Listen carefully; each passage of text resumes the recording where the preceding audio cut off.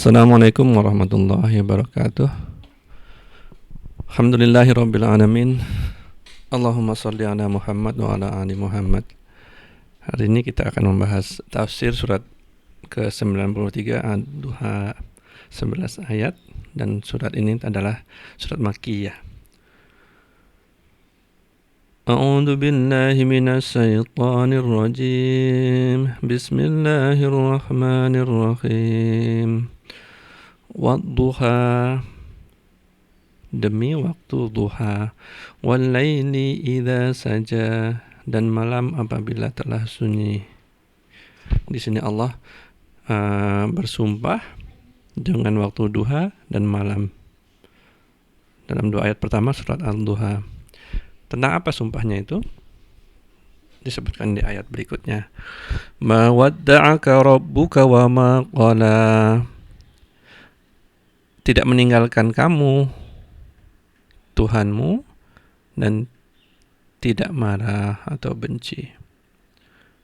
Jadi ayat ini turun ketika Rasulullah SAW sedih karena Jibril dalam beberapa hari tidak datang. Jibril ini tidak datang berarti tidak ada wahyu baru yang datang pada Nabi. Dan yang kedua adalah tidak ada ilmu baru. Jadi apa yang Allah turunkan melalui perantara Jibril itu adalah ilmu yang tidak dimiliki oleh masyarakat sekelilingnya, tidak dimiliki oleh masyarakat seluruh dunia. Jadi bagaimana ilmu itu besar peranannya dalam hati Rasulullah SAW. Dan kemudian juga istri Abu Jahal juga mengejek Rasulullah SAW. Setan yang selalu datang kepadamu tidak datang lagi ya? Nah, dia manggil Jibril ini setan. Jadi itulah latar belakang daripada turunnya surat Al-Duha. Surat Al-Duha ini dia menceritakan tentang perlindungan, nikmat-nikmat yang Allah telah berikan kepada Nabi Muhammad, supaya Nabi Muhammad SAW itu tidak sedih. Kadang-kadang kalau kita dalam kondisi tertekan, depres, kita lupa bahwa banyak sekali nikmat Allah yang sudah diberikan kepada kita. Oke. Kemudian kita akan masuk kepada nikmat-nikmat apa sih yang sudah diberikan kepada Nabi Muhammad. Ayat keempat. Wadal akhiratu khairul laka minal ula. Dan sungguh yang kemudian itu lebih baik daripada yang sebelumnya atau permulaannya. Nah, di sini banyak ahli tafsir, banyak orang-orang yang salah menafsirkan bahwa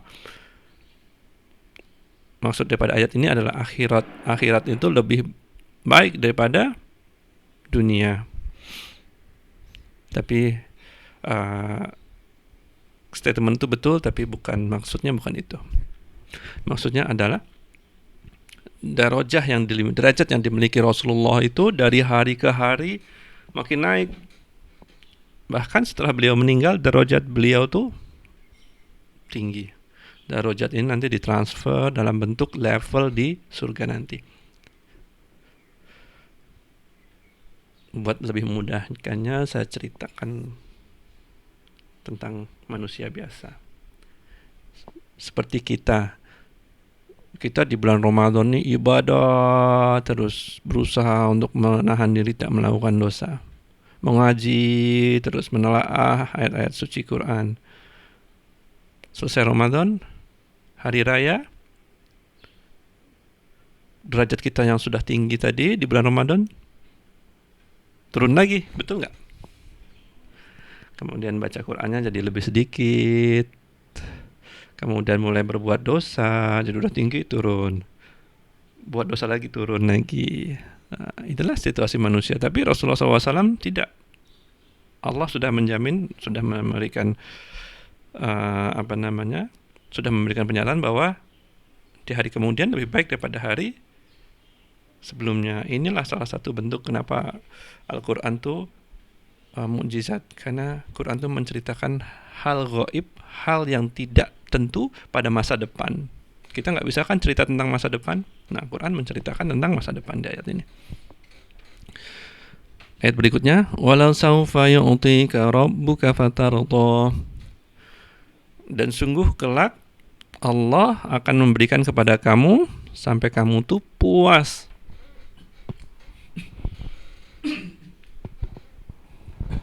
Maksudnya nanti di akhirat itu Allah akan memberi kepada kamu balasan atas pahala atau investasi yang sudah dilakukan di dunia, berupa surga yang paling tinggi, paling dekat dengan tempat Allah. Jadi di sini sudah dua kenikmatan yang diceritakan, kenikmatan tentang naiknya derajat, dan kedua kenikmatan tentang masa depan surga yang tinggi. Dua ini adalah hal gaib yang belum terjadi, tapi Allah sudah ceritakan dalam Quran. Ayat berikutnya, alam yajidka yatiman fa'awa. Kemudian Allah membalikkan kamera ini ke masa lalu. Apakah tidak dia mendapati kamu seorang yatim? Apakah Allah tuh menjumpai kamu seorang yatim yang gak punya ayah, kemudian Allah melindunginya? Nah, ketika Rasulullah SAW kehilangan ayahnya sebelum beliau lahir, kemudian dijaga dengan ibunya meninggal umur 6 tahun, sehingga Muhammad kecil ini tidak punya perlindungan. Allah memberikan kakeknya untuk menjaganya. Kemudian Allah memberikan pamannya selepas kakeknya meninggal. Coba pikir kembali tentang hidup kita ini. Flashback ke masa lalu. Kita terlupa untuk mensyukuri nikmat yang sudah Allah berikan kepada kita. Nikmat perlindungan, penjagaan. Nah, Allah mengingatkan kembali nikmat yang Allah telah berikan kepada Muhammad kecil. Ayat berikutnya, wa wajadaka dhallan fahada. Dan dia mendapati kamu tuh dhallan, sesat. Lalu Allah memberikan petunjuk. Jadi di masyarakat Quraisy nih bisa dikatakan semuanya sesat. Makanya disebut zaman jahiliyah. Walaupun kota ini didirikan oleh Ismail, kemudian Ibrahim dan Ismail mendirikan Ka'bah di situ, tapi pengaruh Islam sudah pudar, sudah hilang. Nah, Allah out of nothing memberikan petunjuk kepada Nabi Muhammad, menjadikan beliau Rasul, memberikan beliau ilmu dalam bentuk wahyu yang disampaikan oleh Jibril. Sekiranya tidak ada Jibril datang, Rasulullah SAW sudah di pinggir pintu neraka. Karena petunjuk itu, hidayah itu Allah berikan kepadanya. Jadi ini maksud daripada ayat ke-7.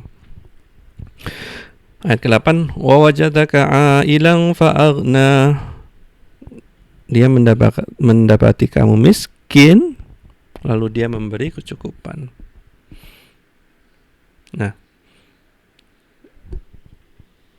pertama yatim, kemudian yatim piatu, diasuh oleh kakeknya orang hebat, the legend of Quraisy, Abdul Muthalib. Kemudian dia asuh oleh Abu Thalib. Abu Thalib kehidupannya cukup-cukup aja, lebih cenderung ke kekurangan. Kemudian Muhammad kecil kerjanya menggembalain kambing, kemudian menjual dagangan orang lain.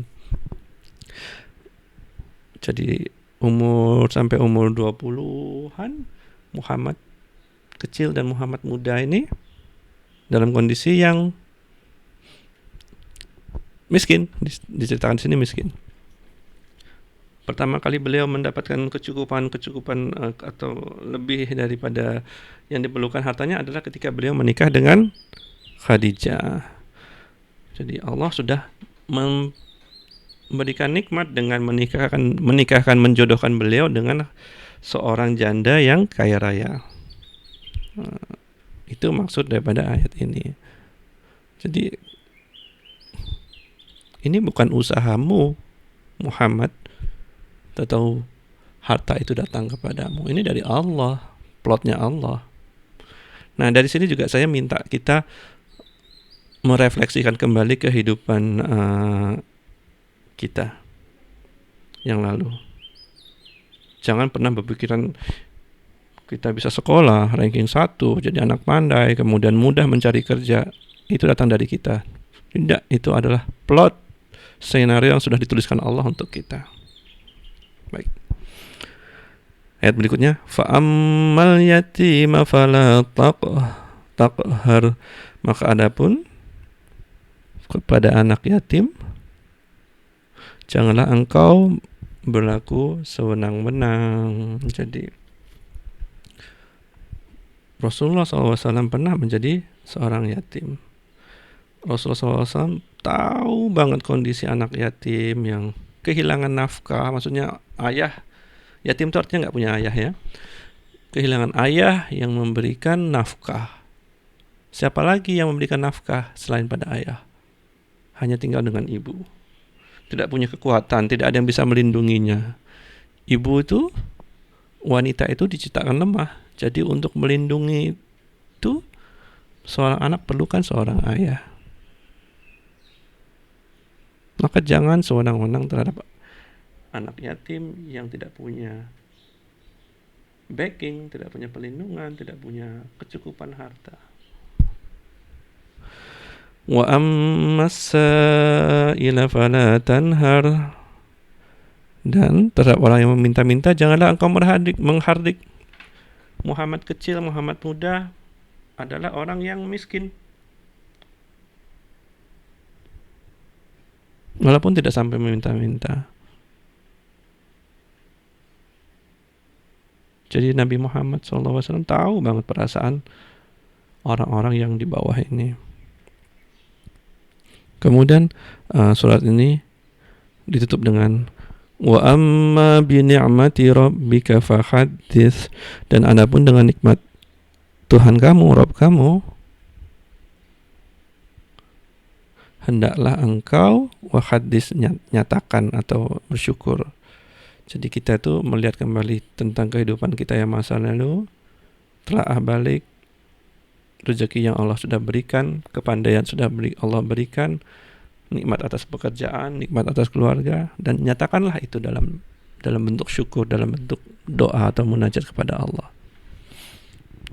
Jadi itu surat Al-Duha. Isinya adalah tentang nikmat-nikmat yang Allah telah berikan kepada Nabi Muhammad SAW di masa nanti, di akhirat, dan di masa lalu. Nah, kita refleksikan ke dalam diri kita hal yang sama supaya kita tuh bersyukur bahwa Allah itu nggak pernah meninggalkan kita. Allah selalu mencukupkan rezeki kita, mencukupkan keperluan kita, dan memberikan hidayah atas diri kita. Itu saja. Assalamualaikum warahmatullahi wabarakatuh.